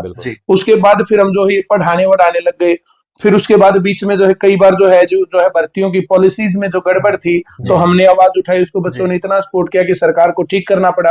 आज बिना पर्ची बिना खर्ची जो फेयर सिलेक्शन का ढिंढोरा पीटा जा रहा है, उसकी आवाज किसने उठाई, उसको शुरू किसने किया था? मैं मनोहर लाल जी के कितने कार्यक्रमों में बच्चों को कह करके कि वहां पर जाओ और इस बात को ऐसे करना, और बच्चों ने वो सब काम किया, जिसके चलते आज ये रिजल्ट है। और आज एक गरीब का बच्चा भी पढ़ के नौकरी लग सकता है। और फिर अब ये जो चुनाव था, इस चुनाव के दौर में अब सबको लग रहा था कांग्रेस आएगी, बिल्कुल, बीजेपी की 15 से 20 सीट होंगी। तो जिस टाइम पर जो है ये सीट वो मामला चल रहा था, तो कांग्रेस वाले गांव गांव जा करके क्या करेंगे, 50 वोट आप हमें दिलवाओ, हम तुम्हें नौकरी दिलवाएंगे। आपके गांव का जो कोटा है उससे 25% ज्यादा आपकी बार हम नौकरी दे देंगे। पहले अपने घर को भरेंगे, फिर बाकी चीजों को भरेंगे। तो ये जब इस प्रकार के बयान आए, तो मुझे लगा कि हम लोगों ने जो इतनी लड़ाई लड़ी फेयर सिलेक्शंस के लिए, सीईटी के लिए, कंबाइंड जो भाई कंबाइंड जो है एक टेस्ट हो जाए, इंट्रेंस टेस्ट हो जाए, तो कॉमन एलिजिबिलिटी टेस्ट, इस प्रकार की चीजें, तो उसके ऊपर हम लोगों ने कितना काम किया, उसको ऐसे ही पानी में बहने दे। तो सारी चीजों को एक तरफ रख, मैं क्लास छोड़ और सड़कों पर उतरा कि बिना पर्ची बिना खर्चे की सरकार चाहिए। सब लोगों को उम्मीद थी, क्योंकि हम लोग कुछ दिन पहले ही सीईटी क्वालिफाइंग के लिए बीजेपी के खिलाफ, मतलब हरियाणा सरकार से डिमांड, तो उस टाइम पर जो है सब लोगों को लगता था कि हम तो जो है एंटी बीजेपी जाएंगे। लेकिन एंटी बीजेपी जाने का भाई हमारा अधिकार है, हम वो बात मांगे। लेकिन फेयर सिलेक्शंस का जो काम मनोहर लाल जी ने किया, नायब सिंह सैनी जी ने किया, जो बीजेपी ने किया, उसको जाकर के ऐसे अपनी आंखों से कैसे डह जाने दे। तब मैं सड़कों पर गया और बहुत सारे शुभ चिंतकों के फोन आए, और तू ये क्या कर रहा है, बीजेपी की 20 सीट नहीं आनी, कांग्रेस की 50+ सीट आ रही है, उनकी सरकार आ रही है, तेरे को रगड़ेंगे। अच्छा, बिल्कुल। एक देश के लिए मगर एक टीचर रगड़ा जाएगा ना, तो ये मिसाल बनेगी, एक नया भगत सिंह बनेगा। मेरा रगड़ा जाना ज्यादा बढ़िया है, अपनी आंखों से ये सब चीजें बिखरता देखना ज्यादा सही नहीं है। और आज हरियाणा का मॉडल पूरे देश में जाके नाम होता है। मैं ये पूछ रहा हूँ भाई साहब, महाराष्ट्र में कितनी बार हरियाणा का जिक्र हुआ, कभी? अब माननीय प्रधानमंत्री जी नरेंद्र मोदी जी जाकर के बोलते हैं कि हरियाणा में सरकार ने 24,000 लोगों को वो जो है शपथ लेते ही जो ज्वाइनिंग दे दी, और बिना पर्ची बिना खर्चे। झारखंड में जाकर के इलेक्शन में बोला, हरियाणा का एग्जाम्पल। वैसे हरियाणा देश में कितना हिस्सा रखता है, और आज हरियाणा का लेवल क्या है, और हम इस काम को करवा पाए। मैं अपने आप को एक अच्छा टीचर मानता हूँ, एक अच्छा मोटिवेटर मानता हूँ। बच्चों को हमने रास्ता दिया, बच्चों ने उस रास्ते पर चल के जो कार्रवाई करी, और आज ये रिजल्ट आपके सामने है। परिमल सर बीच बीच में फिर सरकार के साथ चुटके भी ले लेते हैं, बीच में पकौड़ों वाला भी हमें मतलब किस्सा नजर आया था। और सीईटी के नाम पे याद आया कि हमें वो एक गवर्नमेंट ऑफिशियल के साथ भी मतलब बच्चों ने उनका घेराव कर लिया था, तो वो शायद डीएसपी थे। तो ये मतलब हो जाता है या वो डिमांड होती है उस समय की, या कैसा होता है? देखिए सर, पकोड़ा बेचाओ योजना जब जो प्रधानमंत्री जी ने जीटीवी के स्टूडियो में बैठ करके ये कहा कि पकोड़ा बेचना भी तो रोजगार है, तो क्लास की एक लड़की थी, उसने मास्टर्स किया हुआ था, उसने क्लास में खड़ा होकर के, सर हमने ये मास्टर्स की डिग्री इसलिए की थी कि हम आपके सेंटर के आगे पकोड़े बेचने लगे और हम 200 रुपए कमा के जाए। मैं ये बयान गलत है, मैं इसकी निंदा करता हूं। बोला सर ऐसे नहीं होगा। मैं तो क्या चाहते हो? बोला हम प्रोटेस्ट करेंगे। तो बच्चों ने प्रोटेस्ट किया था, मैंने नहीं किया था। अब बच्चों ने किया, अब मैं बच्चों को अकेला जाने दो तो वहां से वापस कौन आएगा सीधा। तो मैंने बच्चों को कहा शांतिपूर्ण तरीके से प्रोटेस्ट करना हमारा अधिकार है, संवैधानिक अधिकार है। वहां जाकर के अपनी जिम्मेदारी नहीं लेनी, अपने साथ खड़े हुए 10 लोगों की जिम्मेदारी लेनी, कोई गड़बड़ ना करे, क्योंकि वहां पर जाकर के प्रोटेस्ट होगा, वहां भीड़ होगी और कुछ होगा तो 10 तरह के असामाजिक तत्व आएंगे, गड़बड़ वे करेंगे, नाम तुम्हारा आएगा। बिल्कुल। तब उन बच्चों के गार्जियन बनके मैं वहां पर गया और मैं वहां खड़ा होकर के, तो मुझे कहा कि भाई हम तेरे ऊपर केस बना देंगे, बना दो, तुम्हें जेल में डाल देंगे, डाल दो। अब क्या करोगे भाई? पकोड़ा बेचो योजना जो प्रधानमंत्री जी ने बोली, हम उसकी निंदा करते हैं और हम कर सकते हैं, ये हमारा संवैधानिक अधिकार है। उसी अधिकार के तहत हमने किया और हमने वहां पर जो है 1 घंटे पर का प्रोग्राम था, बच्चों ने पैसे इकट्ठे किए, पकोड़ा बनाया, पकोड़ा बेचा, बांटा, खाया, जो भी हुआ। कई हजार बच्चे सुभाष चौक पर थे। 1-2 सुभाष चौक की उस प्रतिमा की 1-2 पाइप तो मुड़ गया था, उसके अलावा कोई भी वहां पर जनहानि नहीं हुई। पुलिस वाले जो एसएचओ साहब थे उस टाइम के नाम मुझे नहीं पता है, वे बोला भाई तन्ने तो मेरी नौकरी खा ली। देसी टॉक में थोड़ा देसी बोल, तन्ने मेरी नौकरी खा ली। मैं भाई साहब 1 घंटा वहां खड़ा होकर के देखो, 15 मिनट में तो बच्चे गैदर होंगे और 15 मिनट में बच्चे असेंबल हो जाएंगे और 15 मिनट की होगी स्पीच और 15 मिनट के अंदर यहाँ से पकोड़े खा के सीधे साफ। तुम्हें यहाँ पता भी नहीं चलेगा कि यहाँ कुछ हुआ था। लेकिन वो बेचैनी, अब एकदम से क्या करे? उसकी ना तो किसी भी सीआईडी को पता था, ना आईबी को पता था, ना इंटेलिजेंस को पता था, किसी को भी नहीं पता था। अगले दिन जो अखबारों ने छापा, जो नेगेटिव थे, कुछ लोगों ने पॉजिटिव छापा, उनके लिए आभार, लेकिन कुछ लोगों ने नेगेटिव छापा। अमर उजाला ने लिखा, अमर उजाला वालों ने कि एक मास्टर अपने बालकों को क्लास में ले जाने की बजाय सुभाष चौक पे ले आया। हरियाणवी लिखी थी, हिंदी का अखबार है पर हरियाणवी लिखी थी। भाई एक मास्टर के कहने पर बच्चे क्लास की बजाय सुभाष चौक पर जाकर किसी गलत बयान का विरोध करते हैं, तो इस बात से मेरी तौहीन नहीं हुई, मेरी इज्जत बढ़ी, बिल्कुल मेरा कद बढ़ा। उसके बाद बात रही सीईटी की, तो सीईटी पॉलिसी में गड़बड़ थी, वो हमने सरकार को, अधिकारियों को, सब लोगों को बताया, लेकिन उन्होंने नेगेटिव क्रॉस वो मान लिया। हम लोगों ने उसके खिलाफ जो है एक पद यात्रा की और वहां जाकर के धरना किया। पुलिस ने और डीसी ने उसको व्यक्तिगत अपने ऊपर लेकर के और गलत काम किया। उस डीएसपी ने और उसके साथ एक इंस्पेक्टर था, उसने लड़कियों को धक्का मारा और थप्पड़ मारा। लड़कियों को पीटने का अधिकार किसने दिया? तो मैंने कहा भाई यहाँ घेरो और पहले इस बात का हिसाब होगा, लड़कियों को मार कैसे दिया? बोला तुम लोगों ने इसकी स्पीकर की परमिशन नहीं ले रखी थी, बस स्पीकर का हमारे ऊपर केस बना दो। बिल्कुल, हम कुछ और गड़बड़ करें, आप केस बनाओ, हमें पीटो। लड़कियों को कोई भी मेल आदमी कैसे हाथ लगा देगा? तो उस बात के चलते जो है उस गवर्नमेंट ऑफिशियल के वहां पर जो है जाकर के वो झड़प हुई थी। हम लोग सीईटी क्वालिफाइंग करने के लिए पंचकुला गए थे। पंचकुला से सीएम हाउस तक हमारी पद यात्रा हम लोग करने के मूड में थे, तो उन्होंने कहा कि हम यात्रा तो नहीं करने देंगे। मैं तो फिर क्या करोगे? बोला हम यात्रा करने ही ना दे। हम तो करेंगे। बोला हम करने ना दे, फिर क्या करोगे भाई? हम करेंगे तुम ना करने तो फिर क्या करोगे? तो बोला गिरफ्तार कर लेंगे। कर लो। लोगों को ये पता चलना चाहिए ना कि बच्चों के हित के लिए कोई टीचर गिरफ्तारी दे सकता है। करो। तो बोले आ जाओ। उनको लगा कि ये अकेला आएगा। 7 बस बढ़ गई। जितने लोग गए थे सारे के सारे बोला गिरफ्तार करो, सर को ऐसे कैसे ले गया अकेले? और फिर वहां से उन्होंने 1-1.5 घंटे बाद वो जो होने के बाद फिर उसको वहां से वो रिलीज किया। वो गिरफ्तारी होने के कारण फिर जो मामला ज्यादा उछला और जो हर जगह पर बात हुई। अब सीईटी जैसे सीईटी की उस पॉलिसी में गड़बड़ थी, उसकी गड़बड़ को सही करवाने के लिए हम लोगों ने तब भी सजेशन दिए थे और उसके बाद भी सजेशन दिए थे, और हमारी लड़ाई बीजेपी से बिल्कुल नहीं थी। बीजेपी सरकार का मैं अब भी एहसानमंद हूँ। फेयर सिलेक्शंस किया, फेयर सिलेक्शन के कारण जो हमारा काम है नौकरी लगवाना वो ज्यादा आसान है। नौकरी गारंटी हम पहले भी देते थे, आज भी दे रहे हैं वो, लेकिन आसान हो गया। जब फेयर सिलेक्शन होते हैं तो हर एक पढ़ने वाला बच्चा लगता है। बहुत गरीब घरों में नौकरी गई है, और इस कारण से इस आवाज को हम मनवा पाए, इस कारण से बच्चों का प्यार भी मिलता है, साथ भी मिलता है, सहयोग भी मिलता है, और ऐसा लगता है कि भविष्य में भी मिलता रहेगा। बिल्कुल जी, बिल्कुल परिमल जी, आपने जो काम किया रोड पे आके जो सबने देखा जी, बिल्कुल उसको अप्रिशिएट करते हैं। सर एक और चीज है, जैसे सोशल मीडिया आया, सोशल मीडिया है कि भाई हर चीज एकदम से बूम क्रिएट कर जाती है चीजों को। तो सोशल मीडिया के थ्रू जैसे कोविड भी आया, हमने देखा, उसके बाद पूरी सब ऑनलाइन हो गया था, ऑफलाइन तो सब बंद हो गया था। उसके बाद बच्चों में एक बहुत सारे एक एग्रेसिव नेचर देखा गया, एक कहीं ना कहीं पाया गया। उसके बाद एग्रेसिव देखा, कहीं ना कहीं माइंड सेट प्रॉपर नहीं पाया गया उनका। तो थोड़ा सा कहीं ना कहीं एक घर पे रहते थे बच्चे, वेब सीरीज चलती थी, कोई सीरियल चलते थे, तो कहीं ना कहीं एक अब्यूजिव भी कहीं ना कहीं वो आ गए। तो एक बॉडी लैंग्वेज बिल्कुल एक डाइवर्ट हो चुकी है यंगस्टर्स की। तो वो क्या रीजन था उसके कोविड के बाद, वो क्या क्या रही चीजें पॉइंट, और दूसरी उनके लिए क्या क्या कर सकते हैं जो पेरेंट्स वो इन्वॉल्वमेंट रखते हैं? जो देखिए सर, बहुत सारी चीजों में बदलाव जरूर आया, बहुत बदलाव आया।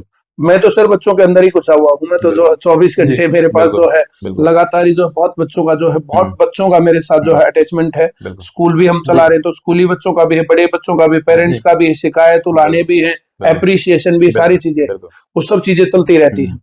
जैसे कोविड के बाद थॉट प्रोसेस बदल गया। बिल्कुल, कोविड के बाद ऑनलाइन एजुकेशन ने और ऑनलाइन चीजों ने जो स्पेस बनाया है वो अभूतपूर्व है। ये जैसे सर, मैं एक बात, तो छोटी सी बात है, पहले एशिया आगे था, फिर औद्योगिक क्रांति आई, यूरोप आगे निकला, फिर सॉफ्टवेयर का जमाना आया, अमेरिका आगे निकला, अब आर्टिफिशियल इंटेलिजेंस का जमाना आ रहा है। और इस टाइम पर जो हम ये सारी चीजें देख रहे हैं, तो ये कोविड के टाइम पर जो ये बहुत ज्यादा तरीके से इंप्लीमेंट की गई है, जैसे इनकी थोड़ी सी कम प्लानिंग रह गई, वरना जो इस प्रकार की जो बातें अभी ये जो घर घर सप्लाई हो रही है, ये सब कुछ है, तो ये उस दौर में प्रैक्टिस करने की चीजें थी जो थोड़ी सी डिले रही इंडिया में एटलीस्ट। और वरना जो है ये अभी जो है बहुत जल्दी आप देखोगे कि ड्रोन से आपका कोई सामान, आपको कोई सामान हो करोगे ऑर्डर, और वहां से ड्रोन लेकर के चल पड़ा, आपके वहां पर ड्रॉप हो जाएगा, तो उसका जो है टाइम हो सकता है 1 मिनट, 2 मिनट या 5 मिनट ही हो। आपको वहां जाकर के लेने में ज्यादा टाइम लगेगा, आपके घर पहुंचने में वो टाइम कम लगेगा। तो इस प्रकार से टेक्नोलॉजी को जो है जो बूस्ट किया जा रहा है। तो ये सब चीजें जो ना, जो ये टेक्नोलॉजी का जो ये प्रयोग था, जो इसके अंदर जो कोविड और ये सब चीजें हुई, तो वही मैं कह रहा हूं कि जिस तरीके से चीजें बदली, उस तरीके से बच्चों को और पेरेंट्स को और लोगों को ट्रेंड नहीं किया गया, जिसके कारण उसके पॉजिटिव इफेक्ट होने की बजाय नेगेटिव इफेक्ट ज्यादा दिखते हैं। अब 5 साल पहले कितने लोगों को लगता था कि भारत में ऑनलाइन होगा, पर आज एक रिक्शा वाला किराया ऑनलाइन लेता है, एक मूंगफली वाला जो है मूंगफली के पैसे 10 रुपए 20 रुपए ऑनलाइन लेता है। आज जो कोई भी जो मिर्च, धनिया, जो कुछ भी है, तो ऑनलाइन कितना ज्यादा जल्दी ग्रोथ किया है। अब जितनी स्पीड जो है इन सब चीजों की थी, उस लेवल में माइंड सेट लोगों का चेंज नहीं हुआ, जिसके कारण ये एग्रेसिवनेस उसके अंदर है, समाज सोसाइटी के अंदर वो सब चीजें हैं। इसका इलाज ये है सर, टीचर्स की और पेरेंट्स की कंटिन्यूअस काउंसलिंग चाहिए। ज्यादा माइंडसेट बदलने की जरूरत टीचर्स की है। आज वो जरूरत नहीं है कि सब बच्चों को साइन थीटा और कोस थीटा के पीछे पड़े रहे। आज बहुत ज्यादा जरूरत नहीं है बच्चों को वो पहाड़े और वो सब चीजें रटवाने की। अब बच्चा जो है स्ट्रीट स्मार्ट होना चाहिए। क्या बच्चा हमारा कच्चे क्वार्टर में जाके संभाला सकता है? क्या हमारा बच्चा गीता भवन तक जा सकता है? क्या हमारा बच्चा दिल्ली में जाके पेपर देने अकेला जा सकता है? अब पेपर देने वाले, एक पेपर बच्चे का दिलवाना है, लड़की का दिलवाना है, तो घर में एक रामायण चलती है, ये होगा, ये होगा, वो जाएगा, ऐसा होगा, कितनी प्लानिंग करनी पड़ती। बिल्कुल इतना सही होना चाहिए ना, इतना बच्चा फ्री होना चाहिए कि वो बच्चा जाकर के चुपचाप से पेपर दे आए। और बहुत बच्चे इस तरीके से कर रहे हैं, बहुत आगे बढ़े भी हैं, और हम कोशिश करते हैं कि बच्चों को इस प्रकार से स्मार्ट बनाएं। हम अपने बच्चों को कभी गीता जयंती में लेके जाते हैं। पिछले साल का मैं एक्सपीरियंस बताता हूँ। मैंने कहा ट्रेन में बच्चों को दिल्ली घुमा के लाओ, लाल किला दिखा लाओ। करना क्या है, यहाँ से स्टेशन से जाएंगे, पुरानी दिल्ली उतरेंगे, वहां से जाकर के चांदनी चौक से पैदल, और बोले 2-4 तो खो के आएंगे ही आएंगे। मैंने कहा मैं जाता नहीं हूँ, मैं नहीं जा रहा। फिर ये कह रहा हूं एक भी नहीं गुम होगा। बिल्कुल मैंने यहाँ बच्चों को बिठाया, उनको प्रॉपर तरीके से समझाया, बेटा तुम्हें स्टेशन पर जाना है, सबको अपनी टिकट लेनी है, ट्रेन में चढ़ना है, अब पैसे सेफ रखने, जेब कटती है, किसी की जेब कट गई तो फिर वहां पर जाओगे, तुम्हें लाल किले के बाहर खड़ा रहना पड़ेगा, कोई नहीं देगा तुम्हारी टिकट के पैसे। तो बच्चे सावधान थे, अब उन्होंने अपनी जेब नहीं कटने दी, किसी की भी जेब नहीं कटी। अब ट्रेन के अंदर बैठ के गए। अब ट्रेन के अंदर जो है देखो एक गजब बात, ट्रेन के अंदर साहब जो ना, जैसे एक पेरेंट्स बोला, कोई आदमी बैठा था, 2 आदमी बैठे, जैसे आप बैठे दोनों, जो 2 आदमी बैठे, बोला इन टीचरों ने ना इनके पैसे खा लिए जी, इनसे 500 रुपए लिए होंगे और ट्रेन में लेके जा रहे हैं। अब वो जो बात कर रहे थे, अब टीचर्स का बैठ करके खून फूक रहा है। अब बच्चे वहां पर जा करके, एक्सक्यूज मी अंकल, आप हमारे टीचर्स के बारे में ऐसे नहीं कह सकते हो, हमारे टीचर्स ने हमारे से पैसे लिए ही नहीं, हमारे पैसे तो हमारे पास हैं, हम तो इंडिपेंडेंट बनने जा रहे हैं, टिकट हमने ली, प्लेटफॉर्म पर हम गए, ट्रेन में हम चढ़े, हमारे टीचर तो बस हमारी चौकसी कर रहे हैं, हमारे टीचर्स ने एक भी पैसा नहीं ले रखा। आप 500 की बात कर रहे हो। अब हम वहां पुरानी दिल्ली उतरेंगे, वहां से खारी बावली होते हुए, चांदनी चौक होते हुए लाल किला देखेंगे, और फिर वहां से वापस आके ट्रेन में बैठ करके फिर वापस घर जाएंगे। हमारी टीचर्स ने तो मुझे इतना इंडिपेंडेंट बना दिया, जिस दिन हम 2-3 ऐसे राउंड दिल्ली तक के लगा देंगे तो हमारा काम तो बन गया। बिल्कुल बिल्कुल। तो इस प्रकार की चीजें जो है, तो बच्चों ने अपने आप जवाब दिया, और फिर बच्चे वहां पर गए, और फिर उनकी जो पर्सनैलिटी के अंदर ग्रोथ दिखती है, वो कॉन्फिडेंस दिखता है। अब वो बच्चे जो इस प्रकार से 2-4 बार चले जाते हैं, फिर कोई दिक्कत नहीं। गीता जयंती समारोह था इतना बड़ा, वहां पर जो स्कूल लेके जा रहे हैं, अब वो एक की जो पीछे आपने देखा होगा, वो बच्चे की कमीज निकलवा करके, अब वो एक की कमीज दूसरे की, तो रेल बनाने जा रहे हैं, वहां कुछ देखने जा रहे हैं। मैंने कहा क्या करें, वो सब बोले, मैंने कहा वहां जाकर के छोड़ देना। फिर तो बच्चों 1 घंटे बाद सबको यहाँ आना है, ज्यादा ये हुआ कि एक आधा बच्चा 1.5 घंटे में आ गया, उससे अलावा कुछ नहीं। हमने कुतुब मीनार में ले गए, ऐसे ही छोड़ दिया बच्चों को, जाओ कुछ देखो, फिर वापस आना। फिर जो चिड़ियाघर में लेके जाओ, छोड़ दिया। ये तो हुआ कि एक आधा बच्चा लेट आया, उसके अलावा गुम कोई नहीं हुआ। और इतनी बात उनको बतानी चाहिए, इतनी बातें समझानी चाहिए। तो मैं ये समझता हूँ सर, ये बच्चे घूमना फिरना, इंडिपेंडेंट बनना, सोशल मीडिया की जो आप बातें कर रहे हो, जब इस प्रकार की चीजें उनके मन में रहेंगी ना, तो एग्रेसिवनेस अपने आप खत्म हो जाती है। जब बच्चा यहाँ से जाकर के दिल्ली तक घूम के आता ना, वापस आके कहता थक गया, बिल्कुल, तो हो सकता है शारीरिक रूप से थका हो, वो थकान उतरते ही फिर उसके मन में कितनी स्फूर्ति भरती है। फिर उसको एक बार बोलो जयपुर चलना, अरे वहां मैं चलूंगा, तो घर वाले पैसे दे चाहे ना दे, पर वो अपनी तरफ से तैयार है। हमारा एक भी स्टूडेंट ऐसा नहीं होता कि जो है वहां जाने में, पर चूंकि इसमें पैसे लगते हैं, सरकार की तरफ से तो इस प्रकार का कुछ है नहीं। अब सरकार तो टैक्स और ले लेती है उसके ऊपर, एजुकेशन के ऊपर भी टैक्स लेती है, भाई कुछ एक्टिविटी हो रही है उसके ऊपर भी, पर जो भी है, तो चलो ये देश का सिस्टम है, पर पैसे तो लगते हैं। और पैसे लगने में कुछ पेरेंट्स देंगे, लेकिन नेगेटिव करके। बोला आप क्लास में अनाउंस कर देते हो, अगर हमें बच्चा ना भेजना हो तो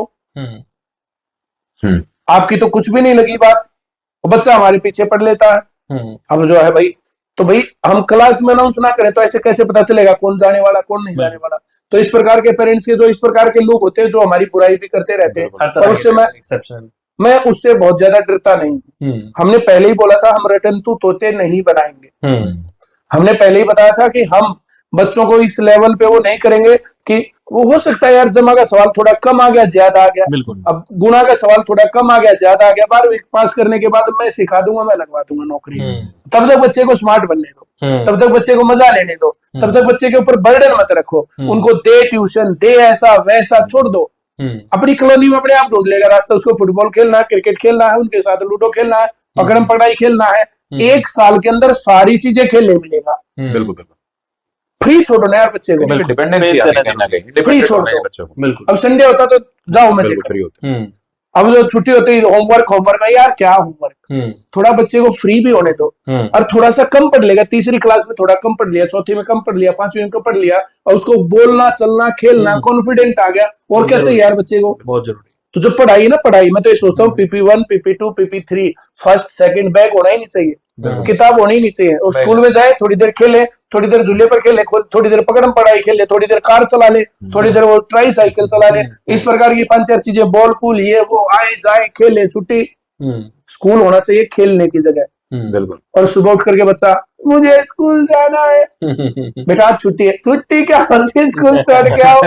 अगर ऐसा तो फिर तो सही है। सही बात। अब आ जाते हैं बच्चों, कीप साइलेंट, इधर नहीं देखना, लाइन में चलो। अब वो टीचर अपने आप किस प्रकार का, तो क्या करने जाए स्कूल में बच्चा, इसलिए बच्चा स्कूल में जाता हुआ रोता है, बाउंडेड फील कर। बिल्कुल। हाँ, मुझे लगता है सर जो सरकार ने ये नीति बनाई है PP1 PP2 PP3 first second खेलने दो, तीसरी चौथी पांचवी में उनको थोड़ा थोड़ा लिखना, थोड़ा थोड़ा पढ़ना सिखा दो, थोड़ी थोड़ी बातें बता दो, और छठी सातवीं आठवीं में उनको पढ़ने की आदत डाल दो, और 9वीं 10वीं 11वीं 12वीं में रगड़ दो। बिल्कुल, एक बढ़िया करियर 12वीं पास करके निकलेगा, और एक उसकी परफेक्ट पर्सनैलिटी होगी। उनको बोलना सिखाओ, चलना सिखाओ, बैठना सिखाओ, बातें करना सिखाओ, लोगों को डील करना सिखाओ, ये है एजुकेशन। जब इस प्रकार से काम होगा ना, तो फिर बच्चा डिप्रेस्ड फील नहीं करेगा, फिर बच्चा एग्रेसिव नहीं होगा, फिर बच्चा गलत मोड नहीं पकड़ेगा, फिर उसके इमोशंस सही रहेंगे। और पहले ऐसे ही होता था। बिल्कुल, ये तो खाम खाई, पहले जो 12वीं के बाद जो कोचिंग आती, पहले कोचिंग थी नहीं, फिर 12वीं के बाद कोचिंग आई, फिर 11वीं 12वीं में कोचिंग आ गई, फिर छठी सातवीं आठवीं 9वीं 10वीं 11वीं 12वीं कोचिंग आ गई। अब क्या करे बच्चा, पूरा दिन स्कूल, फिर कोचिंग, फिर स्कूल, फिर कोचिंग, कभी वीकेंड कोचिंग, कभी फलाना कोचिंग, कभी छुट्टियां कोचिंग, करे क्या बच्चा। बट अब न्यू एजुकेशन पॉलिसीज में बिल्कुल स्किल बेस्ड जो है गवर्नमेंट इसके ऊपर वर्क कर रही है, और क्लब्स भी बन रहे हैं, तो इसके ऊपर जरूर करेंगे। तो नेक्स्ट क्वेश्चन बबीता मैम आपसे है कि थोड़ा सा लाइटर लेके चलते हैं, हमने बहुत एजुकेशन के ऊपर डिस्कस किया, तो आप कपल को एक रोल मॉडल के रूप में सभी देखते हैं, तो आप नहीं, आप डिजर्व करते हैं, तो आप जो है सर की स्ट्रेंथ है, आपको एनर्जी सर से आती है, सर को आपसे एनर्जी आती है? एक्चुअली सर हम दोनों का ना ये मतलब मैं थोड़ा सा भगवान में ज्यादा विश्वास करती हूँ। मेरा ये मानना है कि टीचिंग में तो मुझे तो आना ही था जी। सर आप में विश्वास करते हैं? सर हाँ, सर एज सच नहीं करते, लेकिन सर मुझे विश्वास करते हैं। मेरा ये मानना है कि जैसे ईश्वर ने, मुझे ऐसा फील होता है ईश्वर ने मुझे इस काम के लिए चुना है जी। मैं एक साधन मात्र हूँ, और बहुत सारे गरीब लोगों की, बच्चों की लाइफ में चेंजेस लाने थे, तो ईश्वर ने मुझे उस काम के लिए चुन रखा है। मैं सिर्फ एक सर्विस कर रही हूँ, अदरवाइज ये कोई ऐसी चीज नहीं है। और ना ही मैं कोई इस तरह से था कि मैं प्लानिंग में थी कि मैं ऐसा पढ़ा दूंगी।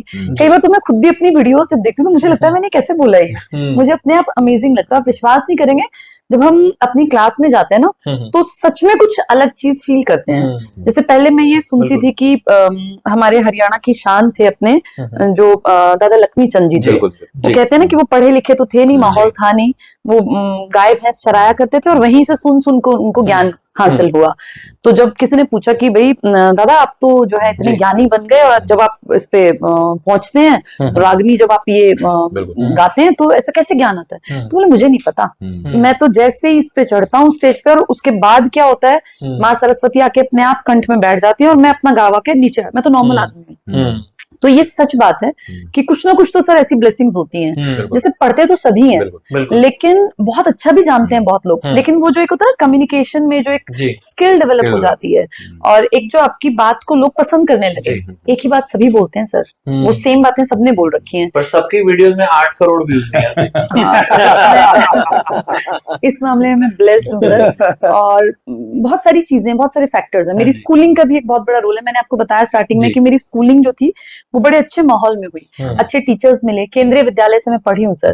मेरा जन्म शिलोंग का है, फिर साउथ इंडिया में मैं कई स्टेट्स में रही, तो वो जो सारी चीजें थी ना, वो कॉम्बिनेशन इतना परफेक्ट बना कि मेरी लैंग्वेज किसी एक स्टेट को मैं नहीं, आप मुझे ये नहीं कह सकते कि आप फला स्टेट से हैं। जैसे किसी भी इंसान की पर्सनालिटी में जब वो बात करता है तो दिखता है कि हाँ यार ये गुजराती है, ये हरियाणवी है। हम हरियाणा के भी जो लोग हैं जो अंग्रेजी बोलते हैं, तो वो कहीं ना कहीं एक एक्सेंट में फर्क आ जाता है। तो मैं इस मामले में ब्लेस्ड रही कि मेरी लैंग्वेज में बहुत सारी चीजों का कॉम्बिनेशन है, क्योंकि मुस्लिम बच्चे भी थे, तो कुछ शब्द मुझे उर्दू के बचपन से सुनने को मिले, तो मेरी जबान पर वो उर्दू के कुछ शब्द भी अपने आप ऑटोमेटिकली, क्योंकि बच्चा जैसा सुनेगा वैसा बोलेगा।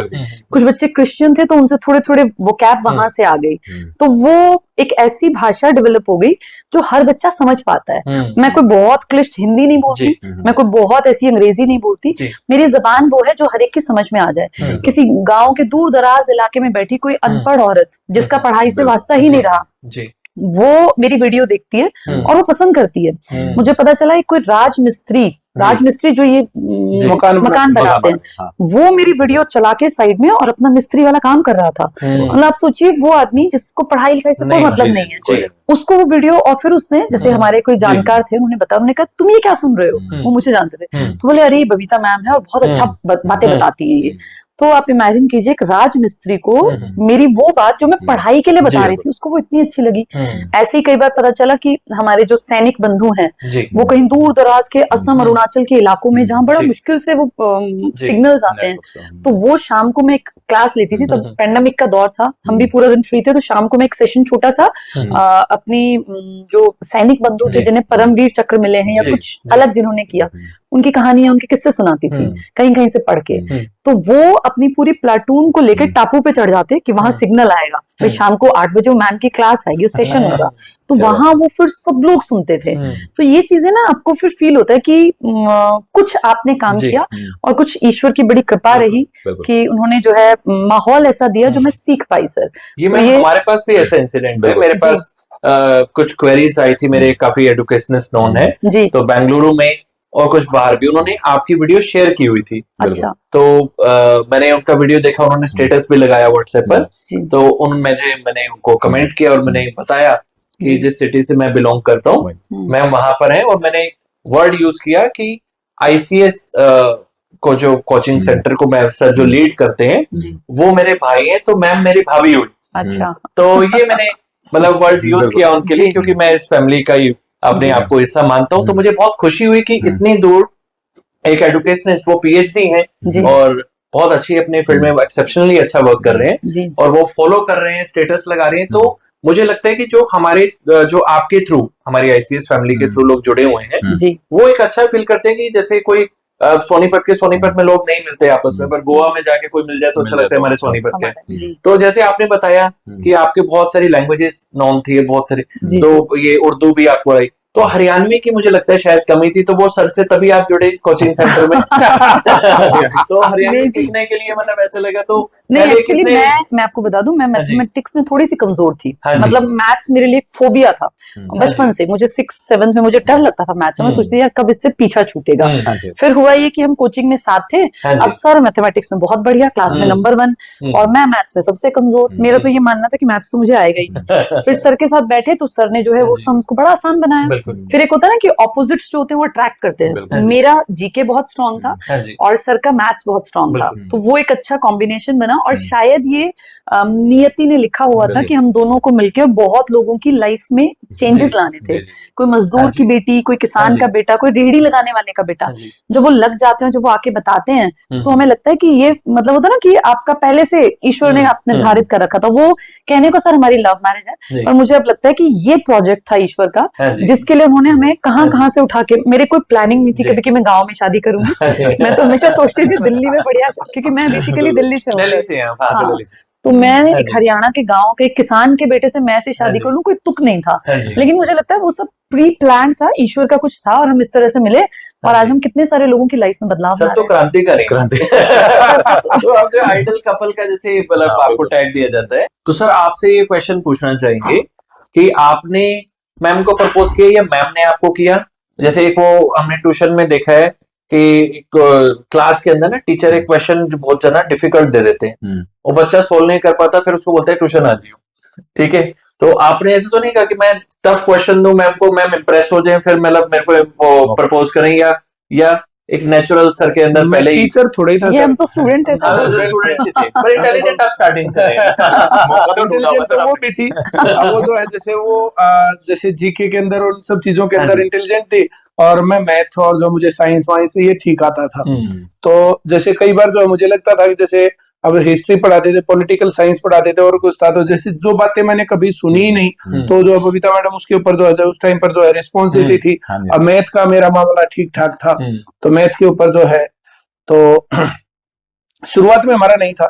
27 जनवरी को हमारी क्लास स्टार्ट हुई थी, तो आई भी 12 फरवरी को थी। 12 फरवरी के 2 दिन बाद जो है वैलेंटाइन डे भी होता है, तो वो जो सारा इंप्रेशन वहां पर लग रहा था, तो ये लग रहा था कि किसी लड़के के साथ मैम का जो अफेयर है। तो जो वो बोलते हैं ना first impression is the last impression, तो वो तो बिल्कुल हमारी लाइफ में तो था नहीं। हम लोग वहां पर थे, तो बबीता मैम अपने शब्दों में बता सकते हैं कि जो है इनको लगता था कि जो बुजुर्गों का ग्रुप ये आज तक पढ़ते थे। एक्चुअली ये लोग जो थे थोड़ा सा हरियाणा का आदमी ना, थोड़ा पहनता उड़ता भी ऐसे थोड़ा एज लगते थे। उस टाइम एज उतनी नहीं थी, लेकिन लगता था कि थोड़ा इतनी बड़ी उम्र, अब जैसे मैं इनसे 6 years गैप है हम लोगों में, तो मुझे लगा, मैं खुद 22 की थी, मैंने कहा ये इतने बुजुर्गों का जो ग्रुप है ये आज तक नहीं लगे, अब ये क्या ही नौकरी लगेगी।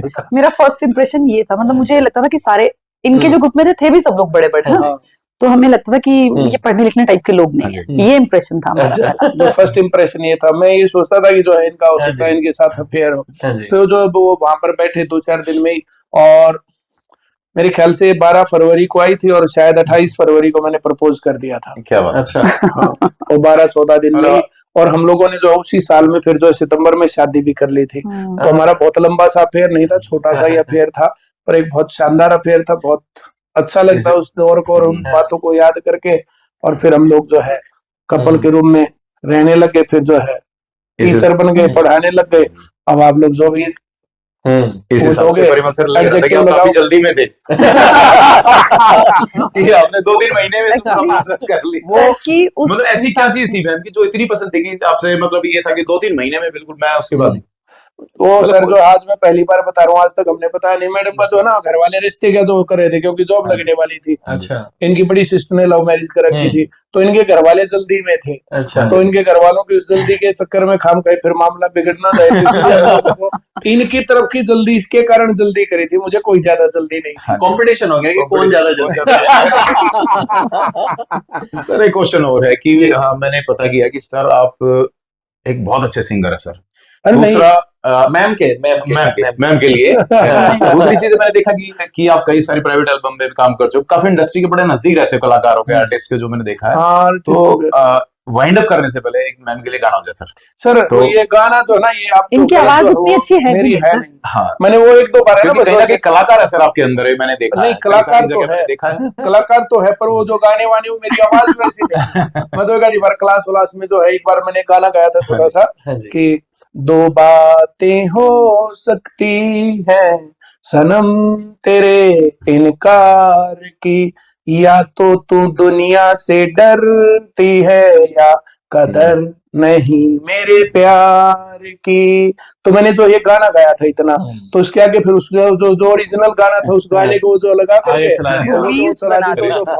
तो वो बहुत वायरल हुई। उसके कारण जो है लोगों को लगता है कि मैं कलाकार हूँ, मैं कलाकार नहीं। वैसे हर सिंगर, अच्छा सिंगर यही बोलता है कि मेरा आज गला खराब है या मैं अच्छा गाता नहीं, मैं तो अच्छा मैंने कहा तो देखो गले का तो मैंने कहा ही नहीं, मैं बोलता ही, मैं गाता ही नहीं हूँ गाना, बस मैंने इतना ही गाया है। 1-2 बार और जो छोटा मोटा जो है गाना गाया है, पर वो बहुत ज्यादा वो नहीं मैंने कभी वो किया। पर क्लासरूम को बहुत ना आप इंटरेक्टिव रखते हैं। हाँ, और टाइम टू टाइम सेलिब्रेशंस भी करते रहते हैं।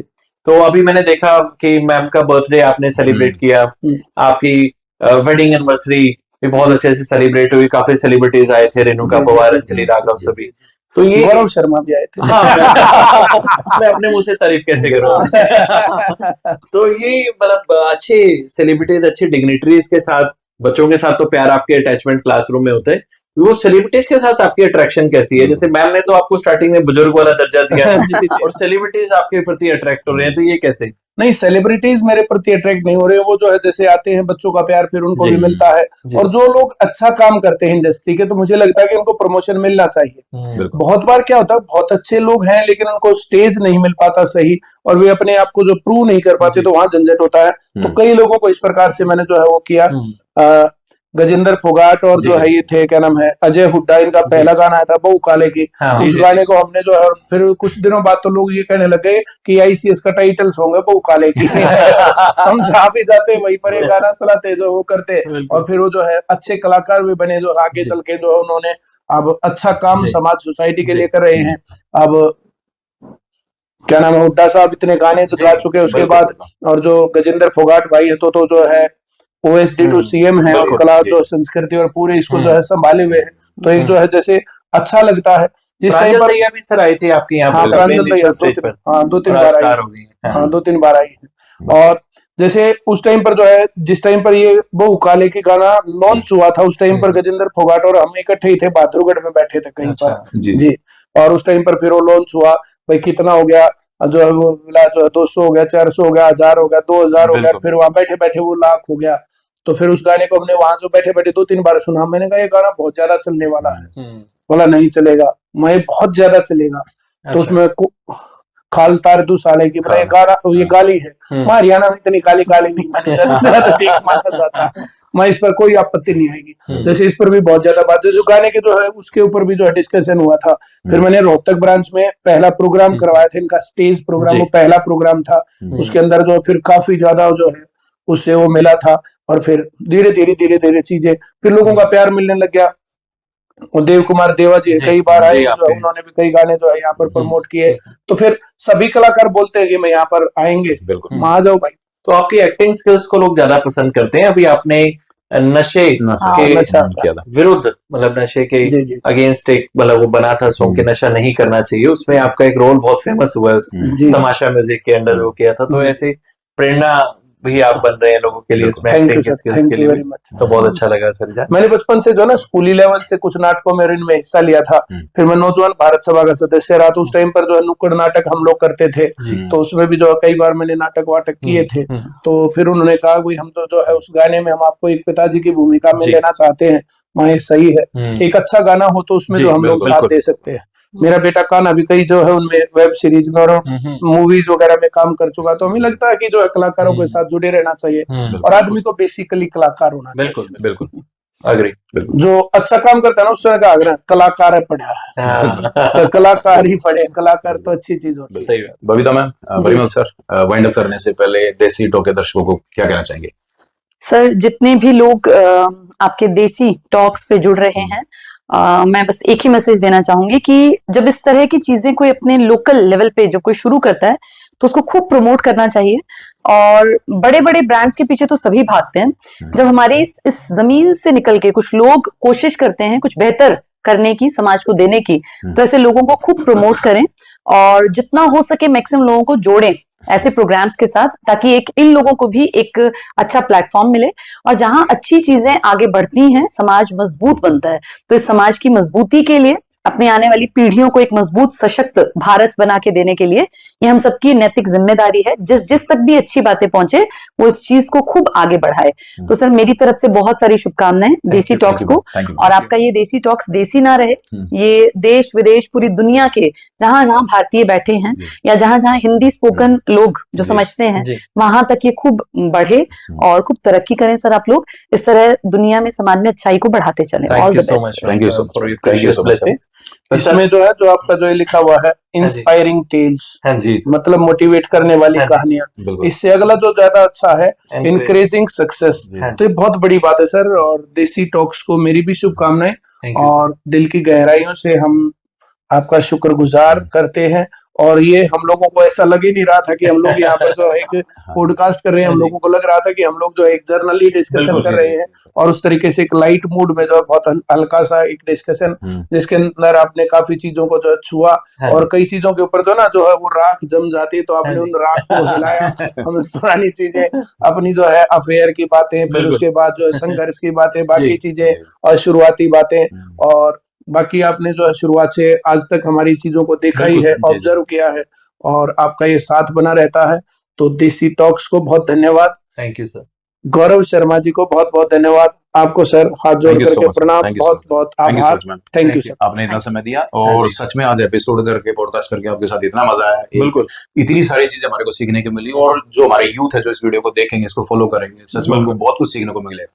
तो ये बहुत इंस्पायरिंग होने वाली स्टोरी जो आपने डिस्कस किया हमारे साथ। Thank you so much ma'am. Thank you so much. Welcome sir.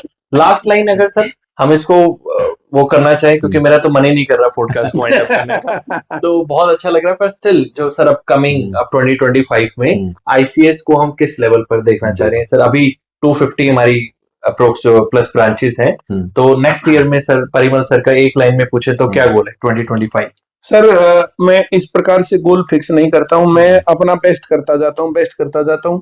अब उसके बाद जैसे जो कुछ भी चलेगा वो अननेसेसरी मुझे लगता है कि हम अपनी लाइफ को स्ट्रेस में डालते हैं, तो मैं बहुत ज्यादा गोल सेट नहीं करता हूं। मैं अपनी तरफ से बेस्ट करता जाता हूं, और आज सफर यहाँ पर है, कल आगे होगा पीछे होगा, जो कुछ भी होगा ये फ्यूचर के हाथ में है। मैं बहुत ज्यादा भगवान को मानता नहीं, पर फिर भी ये भगवान के ही हाथ में है कि कम ज्यादा जो कुछ भी होने वाला है। मैं हर रोज उठ करके इतना सोचता हूँ कि मेरे से कोई भी गलत काम ना हो, सब लोगों के भले का काम हो, इंसानियत के भले का काम हो, और इतना ही सोच के चलता हूँ। बहुत लोग आज पढ़ रहे हैं, अच्छे रास्ते पर हैं, नशे से अपराध से बचे हुए हैं। आज देश में सबसे ज्यादा जरूरत है तो नशे से और अपराध से युवा पीढ़ी को बचाने की जरूरत है, वो काफी ज्यादा बच रहे हैं। हम बच्चों को मोबाइल देते हैं लेकिन मोबाइल के अंदर वे क्लास पढ़ते हैं, बबीता मैम की रील देखते हैं, बाकी चीजें एजुकेशनल चीजें देखते हैं और अपने जीवन को बदल रहे हैं। क्लासेस मोबाइल पर देख करके अब कई बच्चे जो स्क्रीनशॉट भेजते हैं कि उनके फोन का जो यूज है वो 98% ICS कोचिंग ऐप है। क्या बात। तो क्लास देखते रहते हैं। बहुत अच्छा, बढ़िया सर। चलिए, बहुत आभार सर। ऐसे ही बढ़ता रहे। Thank you so much. Thank you दोस्तों, आपने इतना समय दिया। मिलते हैं फिर नए एपिसोड में, फिर नई किसी पर्सनैलिटी के साथ। Thank you so much. Thank you.